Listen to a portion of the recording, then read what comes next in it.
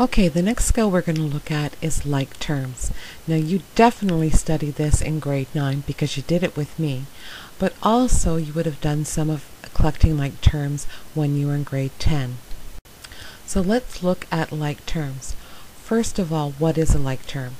Well, it's the same variable, and if you remember what the word variable it meant the same letter. And also, not only the same letter, it has to have this variable to the same power. And a power means the exponent. Now, the following slides, we're going to look at terms that may be like or maybe not like. Okay, so first of all, let's start with the term 2x squared.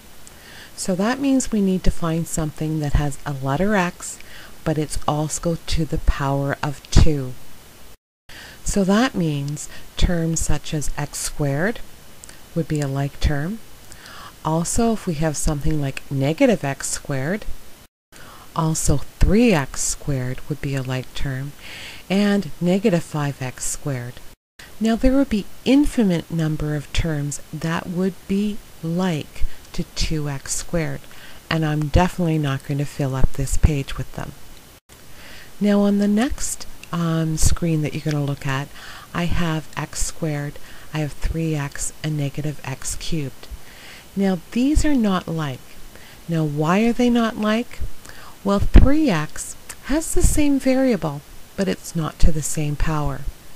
The same is true for negative x cubed. It's to the power of 3, and x squared is to the power of 2. So these I could not do anything with them. And when I mean not do anything with them, it means I could not add or subtract them. I could have definitely multiply, but not adding or subtracting. Now, when we have like terms, we can do things to them. Okay, we can add and subtract their coefficients. Okay, those are just the numbers.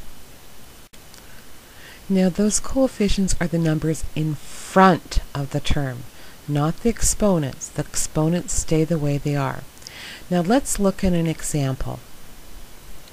Now here's my example.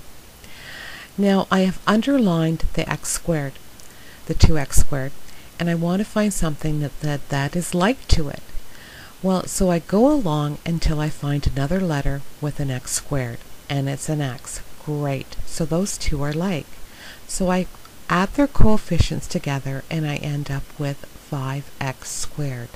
Now I go in searching for some other terms that are like.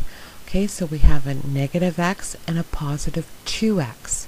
When I add those coefficients together, I end up with x.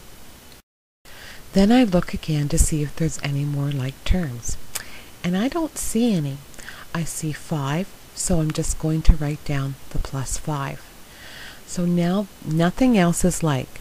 I have two terms that have x's in them, but one is an x squared and the other one is x to the power of 1. So now this question is simplified.